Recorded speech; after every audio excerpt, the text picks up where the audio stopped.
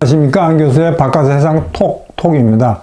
제네바에서 미국과 차이나 간의 관세 협상이 극적으로 타결됐다는 소식을 듣고 저는 어처구니가 없었습니다. 그래서 처음에 딱 생각나는 게 차이나가 이겼다라고 전 세계가 생각할 것 같습니다. 그래서 제가 챗 GTP를 가지고 한국의 소셜 미디어가 스위스에서의 협상 타결에 대해서 어떻게 생각하는가 보니까 역시 제가 우려한 대로 이 중국 인민들이 이렇게 올렸습니다. 웨이보하고 위챗에서 중국이 강경하게 대응하니까 미국이 먼저 무릎을 꿇었다. 두 번째가 중국의 전략적인 승리다. 특히 무슨 시속이 결사항전했다 그러고 인민들이 똘똘똘 뭉쳐서 미국에 대응하니까 미국이 후퇴했다. 세 번째, 경제 회복의 신호탄이다. 그러니까 이제 중국 경제가 트럼프가 관세 때려서 어려웠는데 이제 또 중국 경제가 이제 되살아난다고 역시 제가 우려한 대로 이번 스위스 협상을 계기로 중국인들의 어떤 승리에 대한 샴페인을 마음껏 마실 것 같습니다. 베이징에서 지금 축하 파티하고 난리 났을 거예요. 시진핑 주석의 표정이 타결되기 전엔 저랬는데, 왜냐면 중국 경제가 어렵다는 걸 자기도 알고 있고, 러시아하고 베트남 가서 물 먹지 않았습니까?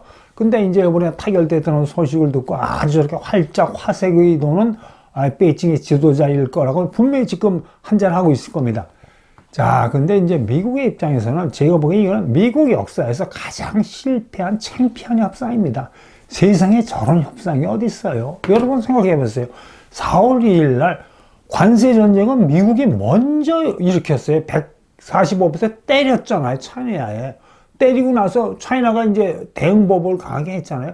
그러고 나서 또 미국이 먼저 협상하자 미국이 자기가 관세를 때리고 미국이 먼저 협상하자 그러다가 차이나가 버티다가 한 달 만에 협상 테이블 오니까 첫 번째 라운드 협상에서 그것도 딱 이틀 협상하고 완전히 원위치 시켰어요. 원위치. 그냥 145%에서 30%로. 그러니까 중국이 125%나 10% 원위시키니까 실질적으로 그냥 아무 얻은 것도 없이 그냥 없었던 걸로 하자는 식으로 저런 아주 어처구니없는 협상을 해버린 겁니다. 자, 이렇게 되면 지금 글로벌 리더십이 엄청나게 데미지가 크죠.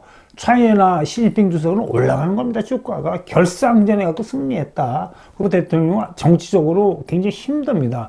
벌써 중국의 관영 매체 성격이 강한 차이나 모닝 포스트에서는 트럼프 대통령을 비난하는 기사를 썼잖아요. 지금 계속 저런 식으로 국제사회에서 트럼프 대통령이 레퓨테이션이 망가질 겁니다. 왜냐하면 저 기사 내용을 보니까 스탠드 피포 그룹이 전 세계 3천여 명의 글로벌 비즈니스맨들 상대로 설문조사를 했더니 관세 전쟁의 책임이 중국보다 미국이 더 크다. 미국이 greater reputation damage를 입었다. 차이나보다. 그러면서 서베이에 응한 글로벌 비즈니스 기업의 4분의 3이 트럼프 대통령이 잘못했다고 비난했다는 거예요. 근데 또 재미있는 포인트가 뭐냐면 트럼프 대통령이 관세 전쟁 때문에 비즈니스에 위협을 받는다고 대답한 서방 글로벌 기업인의 숫자는 72%인데 홍콩 기업은 10명 중에 9명, 90%가 위협받는다고 생각했어요.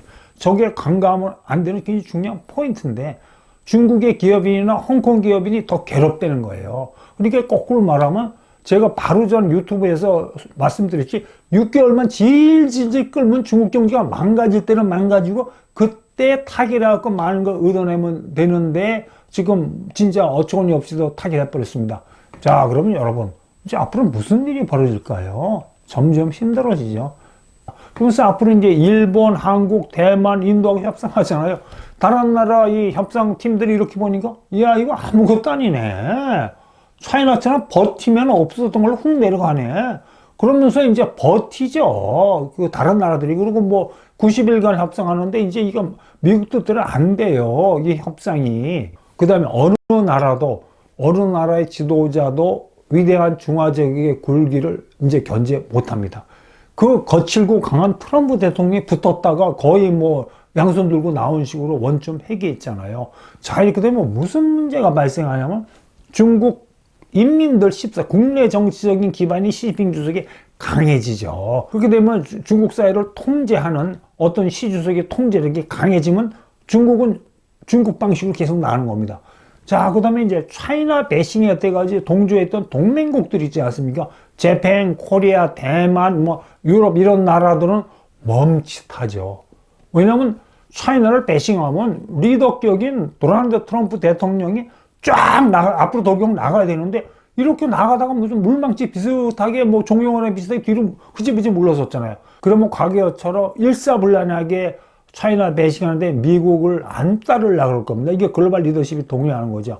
그리고 경제적으로 보면 이제 확고한 정치적인 기반, 국제적인 위상을 강화한 것을 바탕으로 시지성은 지금까지 해온 식으로 중국식으로 계속 나갈 겁니다. 이거를 어느 나라도 통제 못해요. 이제 국가 보조금 팍팍 주고 과잉 생산한 거 저가 수출로 세계 시장 팍팍 밀어내고 기술 유출 분야도 이제 자기 하고 싶은 대로 할 거고, 그 다음에 이제 군사적으로도 자신감이 생기죠.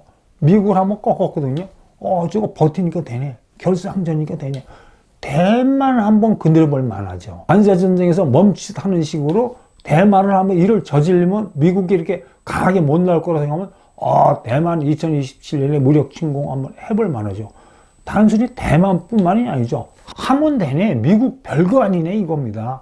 그러면 여태까지 해오던 팽창주의, 남중국해에서의 영토 팽창, 그 다음에 인도양까지 이렇게 이 중국 해군의 영향력을 누리고 호주, 뉴질랜드까지 중국 해군이 영향을 늘리고 제가 지난번에 말씀드린 식으로 태평양을 건너서 그냥 무소불위로 중국 해군하고 미사일 장착한 구축함들, 이지스함들이 캘리포니아 앞바다까지 갈 수 있어요.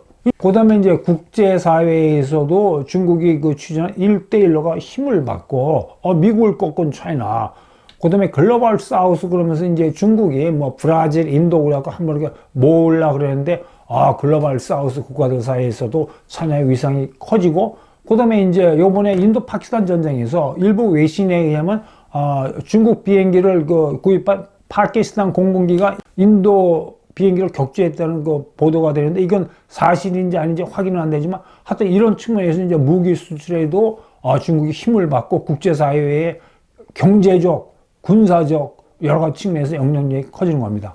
그러면서 제가 이렇게 한번 생각해본 게 왜 이런 어처구니 없는 협상을 했을까 제가 한번 생각해 봤어요. 왜 협상이 잘못됐다는 건 저 사진 한 장에 딱 나와 있습니다. 여러분 저 사진을 가만히 쳐다보세요. 이 말하는 사람은 베센트 재무부 장관이고 옆에 있는 사람이 그리어 USTR 대표입니다. 똑같이 장관급이에요. 그런데 저 그리어 USTR 대표는 옆에서 베센트 재무장관의 보좌관처럼 테이크 노트 하고 있잖아요. 그냥 보좌관 역할을 하고 있다는 겁니다. 이게 아주 잘못한 협상팀이죠. 미국에서 대협상을 할 때는 USTR은 아주 공격적으로 무역협상을 합니다. 이 대표적인 예가 로버트 라이트하이저죠. 1차 트럼프 대통령도 얼마나 강하게 나갔습니까? 이 로버트 라이트하이저는 통상 분야에서 뼈가 굵은 아주 변호사입니다. 그러니까 통수에 공격적으로 나가고, 그 다음 미국의 상무성은 산업이나 기술 쪽을 중요시해요. 그렇기 때문에 지나 레이먼드 장관이 이제 지난번 민주당 정권 때는 차이나에 대해서 뭐 반도체 기술 규제를 많이 하고, 재무장관은요, 재무장관이 이거예요, 이거. 뭐 월가의 주식시장이 움직이는 거, 월가 금융시장이 어떻게 변하는 거, 국제금융시장 안정이 제일 중요한 겁니다. 제가 이렇게 말씀드리면 여러분은 뭐가 잘못됐다는 걸 아시겠죠? 베센트 재무장관을 협상팀장으로 내세우는 건 아주 잘못된 겁니다. 이거 극단적으로 말하면 적국하고 빡세게 전투를 하는데 사단장을 격리장교 출신으로 만들어 놓은 거하고 똑같아요. 그리고 제가 사실 워싱턴 가서 협상할 때 직접 경험한 거를 한마디 말씀드리면 1997년에 우리나라가 슈퍼 301조 맞지 않았습니까? 딱 발표되는 순간에 제가 모시간 통상장관하고 미국 상무장관실에서 상무장관하고 협상을 했는데, 그때 상무장관이 우리나라 통상장관한테 뭐를 부탁했냐면, 그때 인천공항 막 이렇게 짓고 있을 때 미국 업체가 인천공항에 설비 좀 이렇게 많이 쓰게 해달라고 부탁하는 입장이면서, 그 다음에 슈퍼 300을 떼려면 USTR 혼자 결정하는 게 아니고, 물론 USTR이 주무부서지만 상무성, 국무성, 재무성하고 관계장관 회의를 하는데 회의 분위기가 301조 안 때릴 것 같다고 미국의 상무장관이 우리나라 통상장관한테 이야기했거든요. 그때 제가 옆에 앉아 있었습니다. 그때 상무장관한테 회의 중간에 하얀 쪽지가 메모가 들어오더니 미국의 상무장관이 그걸 딱 보더니 얼굴이 하얘지더라고요. 그래서 우리나라 장관한테 뭐라 그러냐면은, USTR이 한국의 슈퍼 301조를 발동했다. 자기도 예상 못했다고 이야기하더라. 이런 정도로 상무부나 재무부를 오버라이드하고 제압하고 USTR이 공격적인 통상 협상을 해야 됩니다. 그러면 지금 요번에 그 스위스에서 협상에서도 USTR, 강력한 USTR 대표가 공격적으로 나가야 되는데, 뭐 금융시장, 그리고 또 베센트 장관 자체가 이 뼈가 국제 금융시장에서 큰 사람이에요. 금융 전문가입니다. 이런 사람 하니까 이 베센트 장관 머릿속에 뭐가 있냐면, 야, 주가가 떨어지고 무슨 뭐 자본이 왔다 갔다 하고 금리가 왔다, 이런 생각만 있으면 큰일 난 거예요. 더 이상 미국이 만들어서 하니까 진짜 제가 그게 진짜 멍청하게 합의해 준 겁니다.